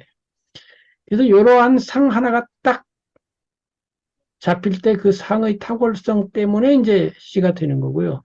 이런 탁월한 시상 하나를 포착하기 위해서 이 시인들이 그렇게 고민을 하고, 참, 애를 태우는 그런 것인 것 같아요. 어쨌든, 바님 들어오셨어요? 그러면 다시 우리 혜연님으로 돌아가서, 혜연님이 가을을 건너간다라는 시를 올리셨는데, 이 시로 돌아가서 이 시를 감상해 보도록 하겠습니다. 낭송해 주세요. 가을을 건너간다. 가을을 건너간다. 해연. 장인의 열정으로 하늘을 열어 저 솟아오르는 불기둥 북녘산에서 남쪽까지 새벽을 휘몰아 가을이 타고 떠날 상여에 꽃수 놓는다. 이산저산 펄럭이는 종소리 떠나는 자 누군가 헐헐 날아갈 자 누군가 흙기러기 꽃상에 메고 바람은 북을 치며 태동한 곳 어디매인가 희영청 마지막 길 화려하여라. 꽃 떠난 빈산엔 민첩한 겨울 은사처럼 내려앉아 풍설 뒤에 오는이 있다 하네. 음트는 햇살이여라 쩌렁쩌렁 얼음조가 길을 터준다. 음, 이거는 어떤 시상을 가지고 쓰신 건가요? 우리나라에 유일하게 음, 장인 정신을 가지고 꽃상에 만드는 분이 있더라고요. 김대기 선생님이라고. 예, 한번 TV에서 나와가지고, 네, 그거를 보면서 네, 아, 그거를 시로다가 어떻게 쓸 수 없을까? 음, 네. 그래서, 네, 음, 한번 표현해 봤어요. 아, 그렇구나. 그런데 역시 이 시도 똑같이 그런 분이 있다는 거를 독자는 전혀 몰라요. 네, 그래가지고 이게 갑자기 왜 상여가 등장을 하는지, 네, 네, 네. 심지어는 이게 제목이 가을을 건너간다고 그랬단 말이에요. 그거 무슨, 그러니까, 예를, 본에는 뭐 이런 생각을 해가지고, 그러니까 이게, 가을은 이별의 뭐, 네, 그러니까 네. 시상이 이제, 저, 상여. 시상의 중심을 잡아가지고 네, 네. 그 시상을 중심으로 쓰시면 좋겠고요. 아, 제목을. 제목을 그렇게 제목에서 그걸 알게 하든지 네, 아니면은 부제로 이렇게 이렇게 줄을 치고 네, 예를 들면 뭐 꽃상의 장인 고개를 뭐 생각하며라든지 뭐 이런 걸 넣는다든가 네. 그렇게 해야 이제 감상하는 사람이 좀 그 혼란이 없을 것 같아요. 아, 이렇게 부제를 넣어줘도 뭐, 됐죠. 예를 들면 가만 있어봐요. 부제를 해서 꽃상의 장인, 꽃, 장인 상영, 뭐 김대기 김대기 선생님. 예, 선생. 선생이라고 하고 선생의 뭐 무엇을 보고 뭐 뭔지는 모르겠어요. 네네네. 선생은 뭐 TV 프로그램 봤든지 뭐 이렇게 한다든가 네네. 해서 네네네. 이렇게 하면은 이게 이제 장인의 열전화 그건 당연히 되죠. 그죠? 네. 예, 그때는 이제 여기는 장인이란 말을 한 번 썼으면요. 네네. 가능하면은 요 같은 단어를 두 번 안 쓰는 게 제가 권하는 사항이에요. 네. 예, 한 시 안에서 똑같은 단어가 두 번, 세 번 일부러 이제 중첩적으로 쓰고 싶어서 쓸 때는 괜찮아요. 네네. 근데 앞에서 장인했다가 또 장인하면 안 되니까 네. 여기는 그러면 꽃상이요, 뭐 대가라고 하든가 네. 뭐 전수명인 한다든가 이렇게 이제 해야 되는 거예요. 네. 예, 전수명인 뭐 뭔지는 모르지만 꼭 그 뭐 국가가 뭐 어쨌든 뭐 있겠죠. 네네. 그렇게 하면 이제 여기다 장인해도 돼요. 음, 그렇게 똑같이 장인을 두 번 쓸 때는 이렇게 이름을 해주는 게 좋을 거예요. 아무래도 두 번 쓰면 긴장도가 떨어지잖아요. 같은 단어. 네, 네, 그러면 이제 벌써 장인의 열정으로, 그럼 딱 마귀가 맞잖아요. 그죠? 네, 네. 하늘을 열어 저 솟아오르는 불기둥. 좋다 이거지. 근데 왜 불기둥이죠? 어떤 불기둥을 생각하는 거는 불이 있어야지만 음. 산에 그, 그러니까 이파리에 어떤 수놓는다 이런 생각을 저는 가진 거예요. 아, 가을 때문에. 네, 가을이라는 것 때문에. 그러니까 요게 이제 그 좀 정리가 덜 된 거예요. 그러니까 음, 이 이제 장인의 열정과 이 김대기 선생이 이거하고 가을이 어떻게 연결되는지 이 두 개의 결합이 조금 확실하지 않은 상태에서 갑자기 불기둥이 나오니까 이거 꽃상여가 이거 불기둥인 것처럼 보인단 말이죠. 이렇게 해놓으면. 아, 그런가요? 그렇잖아요. 꽃, 장인과 불기둥이 연결돼 있으니까. 가을은 여기 들어온 데가 없잖아요. 아니, 장인의 열정, 장인은 이제 어떤 도구를 가지고 뭔가를 음, 하려고 음, 한다는 거를 저는 음, 생각한 음, 거예요. 음, 어떤 도구를, 불기둥이 이제 도구로 저는 본 거예요. 음, 화가는 붓이 이제 음, 도구처럼, 음, 꽃수, 그러니까 상여의 꽃을 놓으려면 음, 그거의 도구로 저는 이제 불기둥을 선택한 거죠. 불기둥은 또 어떤 해가 솟아나야지만 음. 또 어떤 빛에 의해서 색깔이 나오고, 그러니까 이제 지금 당장 좀 그 거칠 수는 있는데요. 예를 네, 들면 네, 이 제목을 이렇게 한다고 치고 오려두고 제 맘대로 한번 해볼게요. 네, 네, 제일 앞에다가 요 뒤에 네. 거를 앞으로 당겨 가을이 타고 떠날 상여에 꽃을 논다 이렇게 딱 아, 네, 첫 네, 네. 구절부터 하면 이게 헷갈리지 훨씬 않을까. 낫네요. 예, 뭐 그렇고 하고서 네, 이 가을과 상여가 이렇게 서로 연결이 되네요. 연결되고 뭔가 관계가 있구나. 네, 첫 네. 구절에 딱 알려놓고 뭐 장인의 열정을 이렇게만 해도 벌써 이해가 그냥 아기가 딱, 하고 와닿네요. 네, 그렇게 이제 네, 이런 순서. 네, 그러니까 이게 왜 그렇게 되냐면은 내가 뭘 말하려고 하는 그 시상이 네, 어른 하기는 하는데 딱히 확연하게 이렇게 정리된 그게 네. 좀 덜 돼서 그래요.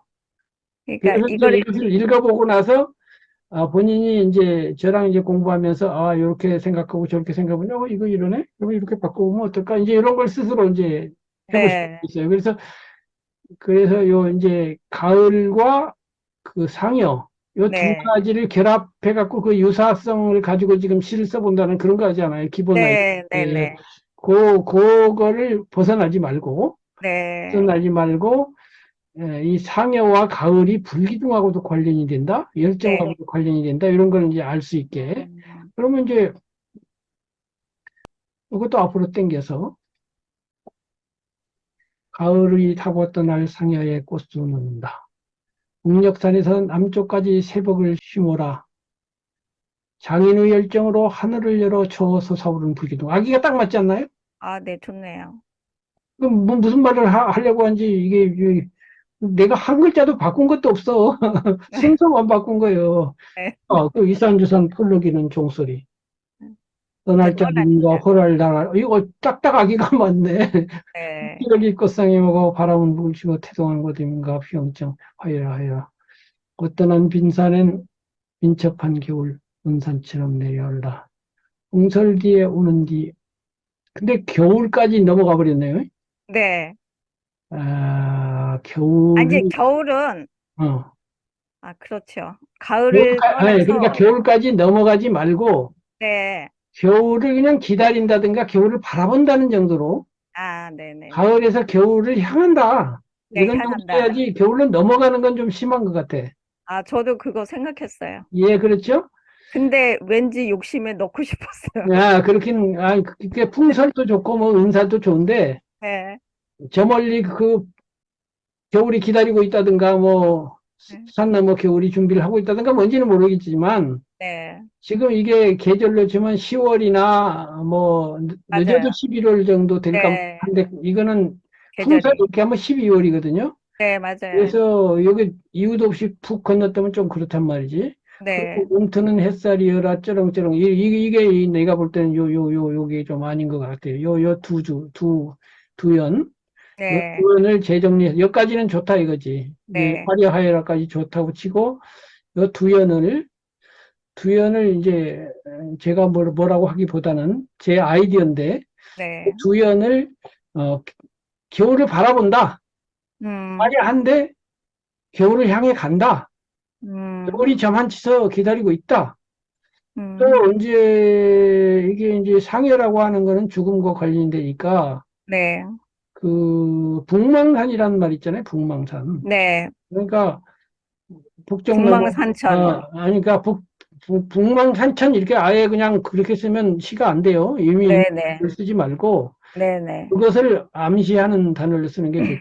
네, 그러니까 산 넘어 북쪽 뭐 이렇게만 해도 그게 북망상천인 거 이렇게 될 거란 말이에요. 이런 분위기가 지금 앞에가 상해 어쩌고 나왔으니까. 예, 음, 그러니까 꼭 북망산천 이렇게 대놓고 하면 재미가 없어요. 네, 맞아요. 예, 그래서 이제 뭐 산 넘어 북쪽 풍설은 다가오는가 뭐라든가 뭐 하여튼 뭐 뭔지는 몰라요. 그죠? 네, 풍설이 아까 다가오느니라. 정주영이 아니라 정지용 선생의 시가 니는 산새처럼 날아갔구나처럼 음?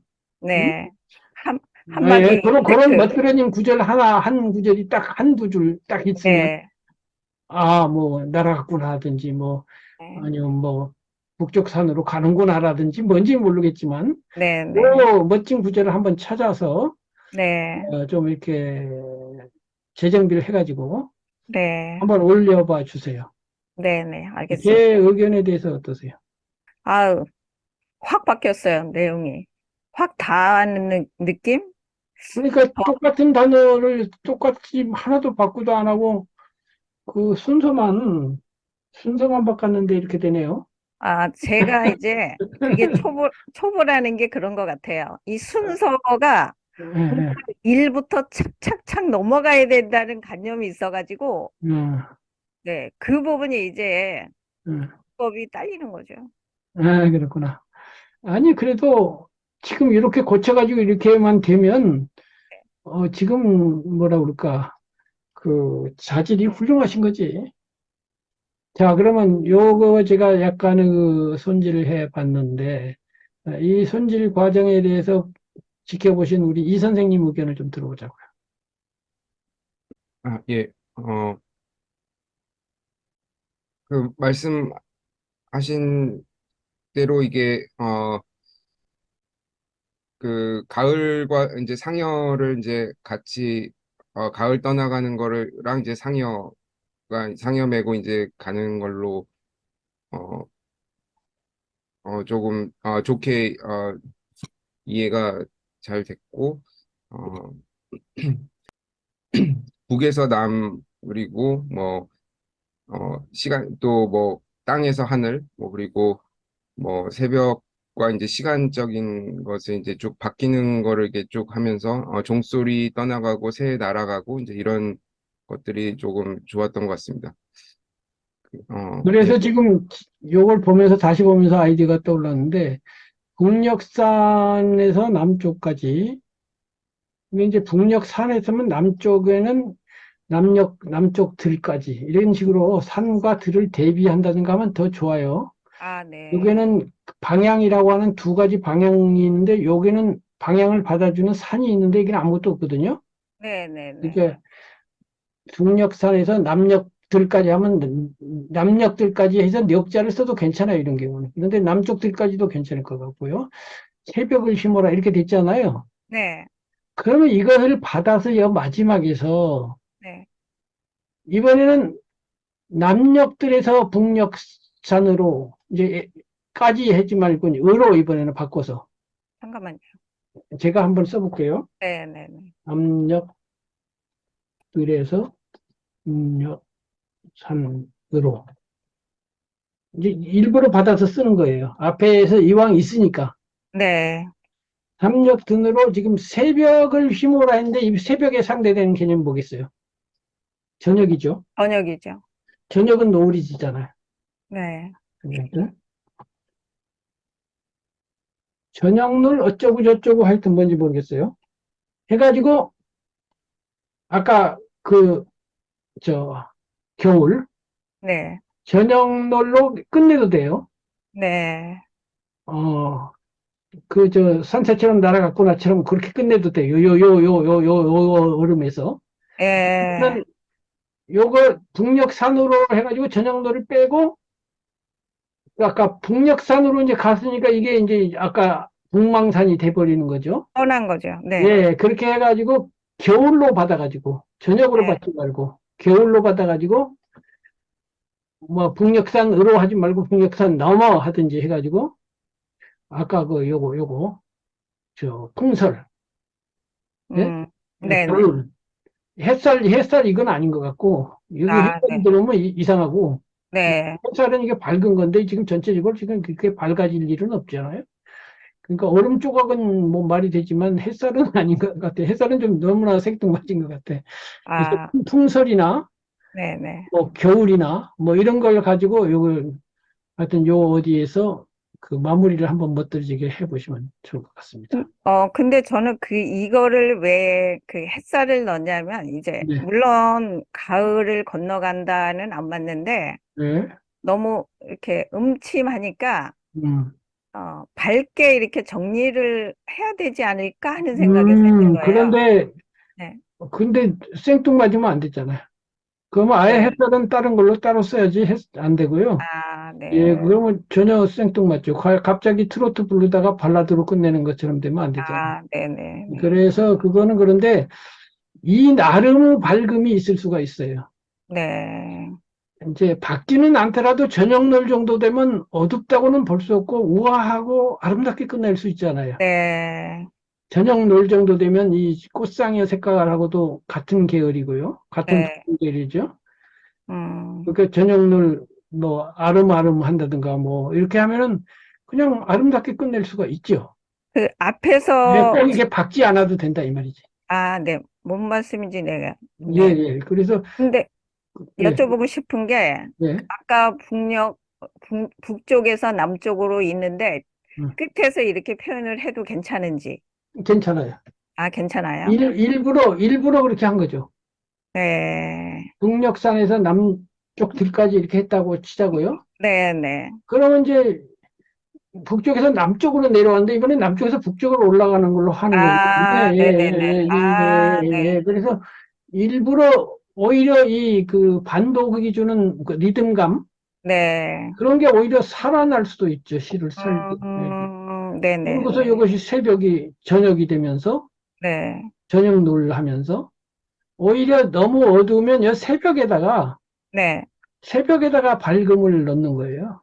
음, 예. 그, 이제 예를 새벽이라는 거, 들어 얘는 뭐 이렇게 음트는 이렇게, 뭐 이런 식으로만 해도 이렇게. 상해라는 말을 상당히 완화시키잖아요. 새벽 네. 뭐라 이렇게 해놓고 여기다가는 이제 뭐 아스라이 뭐라지 뭐 아니면 저녁놀 뭐그 산새처럼 날아갔구나처럼 저녁놀으로 화려하게 했으니까 뭐 그러면 뭐라지 이렇게 놓으면 어떨까요? 뭐 저기, 예. 아스라이 멀어져가는 상여 소리. 상여가 근데 여러 번 반복됐거든요. 아, 여기도 네네네. 상여가 있는데 상여 있는데가 네. 상여가 그치? 그 상여라는 말이 어두운 말인데 네. 한 번 쓰기도 사실은 겁나는 말이잖아요. 네. 그러니까 여기다가도 이것도 상여가 여기가 있으면요. 여기는 상여란 말 안 쓰고도 상여를 알 아, 수 있게 네네. 해주는 게 좋아요. 네네. 그러니까 여기는 상여라고 하지 말고 가을이 타고 떠날 상여 여자가 이게 수레라는 뜻이니까 네네. 무슨 네네. 수레에 꽃 쏟는다라든가 뭐, 그래도 여기 괜찮겠네요. 앞에 꽃상이란 말이 있으니까 네네. 중복도 안 할 겸 그냥 수레 아, 타고 네네. 떠날 거니까 네. 이렇게 하는 게 부드러워지는 맛이 있지 않습니까? 네. 수레라고 해도 상해라는 뜻으로 들을 거란 말이에요. 아, 네네. 그런데 맞아요. 상해라는 말처럼 부담감이 느껴지지는 않잖아요. 네. 그 장인의 결정 이렇게 하다가 흙기러기 꽃상에 이것도 이제 좀 한번 생각해 봐야 되고요. 아, 그렇군요. 네. 예, 요것도 조금 한번 정리를 해 봐야 될 것 같아요. 이거는 없어도 될 것 같아요. 홀홀 날아갈 자 누군가. 근데, 아니면 피나는 자 누군가, 뭐 기러기처럼 홀홀 날아갈 자 누군가 이렇게 한다든가. 흙기러기 이거는 아니어도 될 것 같은 게. 오히려 이거를 지우고 누군가의 감탄어법이죠. 누군가 두 음, 번 했죠. 그러면 또 어디맨가. 네?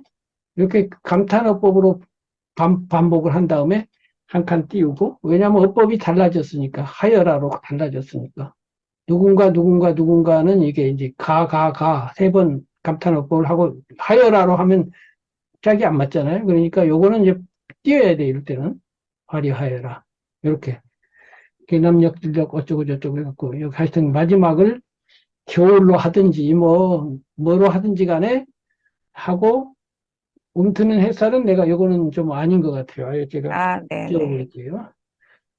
어때 그 뒤에 좀 멋지게 한번 해보시고 음, 그 다음에 좀 더 멋진 걸로 한번 보자고요. 네. 예. 알겠습니다. 감사합니다. 네. 그러니까 건너간다가 맞는가? 가을을 건너간다. 그것도 딱 좋긴 좋은데 딱 떨어지는 느낌은 아닌데요. 예? 약간 뭔가 어색하지요. 어색은 안 해요. 어색은 안 하는데 이 시하고 딱 맞는가? 매칭이 안 된다는 거죠? 가을 수레. 가을 수레는 좀 어색한가? 가을 수레도 괜찮을 것 같아요. 네, 괜찮을 것 같아요. 근데 그냥 수레가 아니라 이렇게 하이픈하고 수레. 아, 이게 하이픈이 이제 본래는 우리말에서는 지금 나침표에서는 안 쓰는 걸로 돼 있어요. 네. 근데 지금 요거 하이픈 친데 이거 지금 원래 이게 반각분이라고 그래서 이게 글자 한 글자에 50% 길이로 한 거거든요. 네. 그 글자 한 칸보다 반 칸밖에 안 되는 게 그게 반각이라고 그래요. 네. 그런데 하이픈은 4분의 1각이에요, 원래는. 더 네. 짧아요, 이게. 그래서 여기 저 한글에 보면 하이픈 찾으면 이거 될 수가 있는데 이거 이렇게 되면 무슨 말이냐면 두 단어를 묶을 때 이게 쓰는 거예요. 네, 그러니까 이제 복합명사, 전수명인 이게 두 가지 복합명사죠. 전수도 한 단어, 명인도 한 단어인데 합치면 복합명사잖아요. 네, 그런데 이렇게 대한민국, 대한하고 민국 합친 것처럼 이렇게 하는 경우도 있고, 근데 원래 그런 단어는 괜찮은데 이게 가을수레는 내가 만든 단어잖아요. 예를 들면 시인이. 네, 그러니까 가을수레 이렇게 띄워도 돼요. 이렇게 해도 되는데 이렇게 했을 때는 아까 그 작은 따옴표처럼 특별한 가을수레가 아닌 느낌이에요. 근데 가을수레 이렇게 하면 가을하고 수레를 하여튼 묶어가지고 한번 생각해 주세요라고 독자에게 지금 요구하고 있는 거예요. 네, 가을하고 수레가 지금 딱 붙어 있습니다. 근데 이렇게 또, 이렇게 해놓으면 이것도 또 이상해. 처음 보는 말이니까, 그죠? 네, 무슨 울수레인지, 가을순지, 이렇게 되니까, 이렇게 해놓으면 이제 가을과 수레인데 이 두 개를 합칩니다. 이런 뜻이 되고요. 그래서 가을 수레가 이렇게 되면 이제 상해가 수레구나. 네, 그것이 가을하고 결합이 되면서 겨울을 기다리거나 겨울을 향해서 가는구나. 음, 음, 전체적인 그 아이디어를 그렇게 잡아놓고 가을이 타고 떠날 수레해서 가을이 타고 떠나면 겨울로 가겠죠. 네, 그러니까 가을로 시작해서 이쪽에서 풍설하고 저녁노를 하고서 겨울로 넘어가면 시의 그 통일성과 완결성이 아기가 맞지 않을까 그런 생각이 드네요. 네, 예, 네, 그래요. 그럼 그렇게 해서 네. 좀 올려주시고요. 오늘 그 처음 함께 했는데 우선 그 소감을 좀 말씀해 주세요. 교수님 말씀이 너무 디테일하니까, 네, 머릿속에 혼선은 오고 있어요. 음, 어떻게, 네.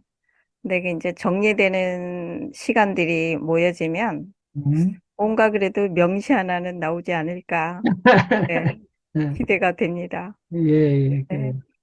그리고 마지막으로 우리 이 선생님도 한 말씀 해주세요. 예, 오늘 그 혜연님 좋은 시에 감상 잘 했고 또 교정해 주시는 것도 잘 들었습니다. 예, 도움 음, 많이 됐습니다. 예, 그러면은 우리 저 바하님은 무슨 일이 있으신가 본데 예, 먼저 나가셨고, 그러면 다음 주에 또 그 사이에 쓰신 시를 올려주시고요. 오늘 이렇게 같이 검토한 것들도 한번 정비를 좀 해가지고 다시 올려주시면 좋겠습니다. 다음 주에 뵐게요. 네, 교수님, 고맙습니다. 예, 네, 좋은 밤 되세요. 예, 고맙습니다. 네.